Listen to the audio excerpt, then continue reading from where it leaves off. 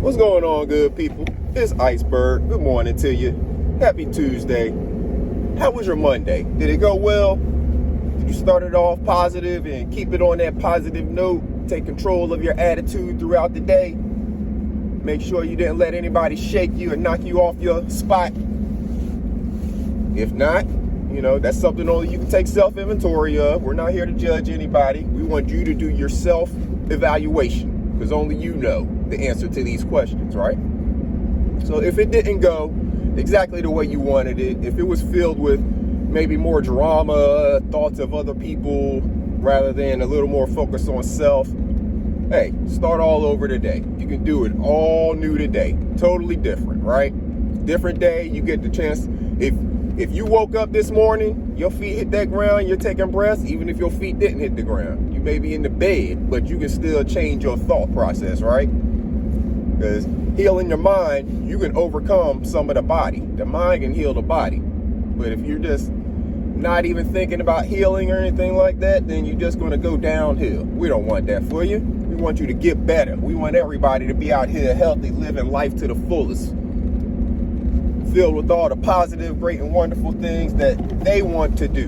Why? Because you only get this one life to live. So you got to make it about doing some of the things you want to do, as long as that ain't harming anybody else in the process. That's the only caveat. You can do whatever you want here. Just don't be harming other people in the process, right? So think about it. Take a self-inventory.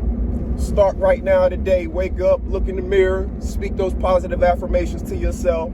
Good morning, gorgeous. Good morning, beautiful. Good morning, handsome. Good morning, strong brother. Good morning, intelligent. Make sure the young minds are saying it to themselves as well while they're brushing their teeth, looking in the mirror, looking themselves in the eyes, speaking positive affirmations to themselves. When they do that, can't no bully ever knock them off their square to the point that they're ready to take their own lives. We got a childhood suicide pandemic or epidemic here in this country.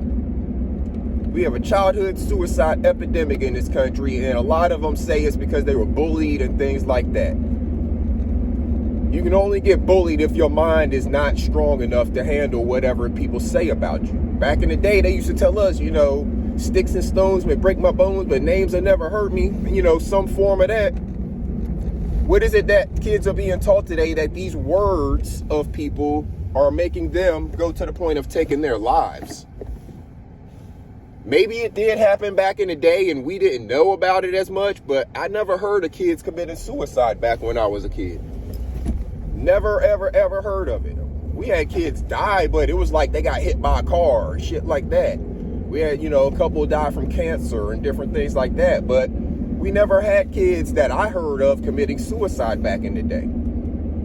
So what is it that has changed in this society that we have an epidemic of kids committing suicide?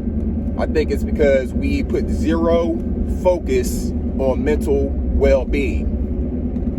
If these kids from the time they are born are taught through their parents and through this indoctrination that we call school to actually take care of their mental well-being, then what other people say to them can't really shake them. That's my opinion. That's my thoughts on the subject. We're going to move on now.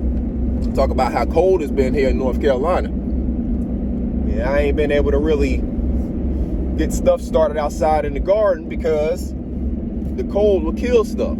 So if you're having an issue of the weather being too cold, but you're ready to get some stuff started, start something indoors. You can do that. Now, keep in mind, there are some things that will grow outdoors right now. Like outside in my garden, there's still some Greek oregano from either last year or the year before that withstands the cold. It's cold tolerant. It had frost on it the other day. And it's still out there looking beautiful and green, trying to take over the entire garden bed. And then I got one plant of red cabbage that is still alive. I don't know how that one survived and none of the rest did, but hey, it's there. So there are some plants, some species that are cold tolerant. There are also some that will develop a tolerance to cold as they get older and more mature. So you just got to know about the plants that you have. Sometimes you may have to get out there and cover them. I don't know if you've ever seen people in front, like they have rose bushes in front of their houses or something like that. You may see them here in a little bit start getting out there and covering them if they know the temperature is going to get down cold, because they don't want their rose bushes to freeze up and not produce for that year. You know, different types of plants like that. So be aware of what you're planting. You may have to get creative and figure out a way to cover them up. And we did some videos last year, and we'll probably do some more this year about ways that you can cover your plants. There's a whole bunch of different things you can do, but you're trying to protect them from getting frost on them if you're having a frost type of season, you know. Now, if you get frost more regularly, you may have to build something more permanent, but there's options for that as well. Don't let any of this deter you. There are always options and workarounds for all of the stuff we do in gardening. And keep in mind, there's some seeds, this is a subject I wanted to cover really quickly. There's some seeds that actually do well in the cold. So if you have some stuff planted out there in your garden, some seeds planted, not anything coming up through the soil yet, but just some seeds planted underground, and you're concerned about them having gotten frozen because of how cold it got. Well, depending on how cold it got, your ground may not have gotten cold enough to freeze. But also, there are some seeds that do well with going through a cold season. It's called stratification. Stratification. So that's a process of seeds almost kind of going into hibernation and then waking up again whenever it's springtime. So you'll see that a lot with, I have to do that with wildflower seeds that I've planted out at one of my properties. We planted seeds like milkweed. We're trying to attract pollinators. So like milkweed to attract monarch butterflies and things like that. A lot of those seeds need stratification. So if you see a field of wildflowers, that's not somebody going out there and planting those wildflowers every year, every season.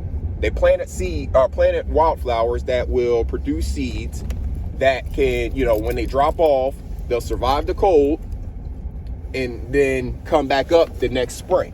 So if you just plant a bed of flowers like that, you typically won't have to do anything other than, you know, clean out the dead stuff, but you want to leave the seeds and stuff down there on the ground. So they'll grow the next year and grow you another bed of wildflowers.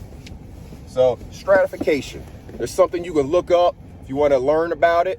You know, there's all types of videos and information. I just read about it really because I needed to know, as far as the seeds that I was getting, what they needed to go through. But there's a bunch of different types of seeds that need stratification. A lot of trees, the seeds of trees, they go through that. Think about your stuff that you see growing in the wild outdoors that nobody goes out there and replants. They just continue to grow every year. You see them grow and then they die, and then you wonder how'd they come back? Because the seeds that they drop, those seeds get stratified. They'll kind of go into hibernation over the cold season, and then they'll wake back up during the spring and grow again wherever they are. So keep that in mind. There's some things in your garden that may do that as well, depending on what it is you grow. Now, most of our vegetables, they don't grow like that. Most of them we have to go out there and replant because the seeds don't survive the winter. But there are things that you can do that with. So pay attention to that. Figure out some of the stuff that may be some of the cold hardy plants in your area that you can grow, because all of this again depends on your hardiness zone. It depends on where you live specifically. I live in the central part of North Carolina. So my weather here is, you know, all over the place, but we're not extremely cold like up north, and we don't stay really warm like down south in, you know, South Florida. So we get some tropical stuff. We get some tropical weather during, you know, hurricane season and during springtime. We get hot, humid summers, and then, you know, the winter is a mixed bag. It's March and we're getting our freezing temperatures now. We haven't had them as much lately, you know, so you never know. You got to know what's going on in your area. That's my point there. I'm about to get in here and get on the grind, good people. Hopefully each and every one of y'all out there have a wonderful Tuesday. Let's get this thing going right. Let's stay on that positive note. You control your actions and your attitude. You control what's going into your brain and making your thoughts and all your processes go throughout the day. So make sure you're taking care of yourself. Make sure you're taking care of your mental good, people. And until next time, I'm out of here. This is Iceberg. Salute.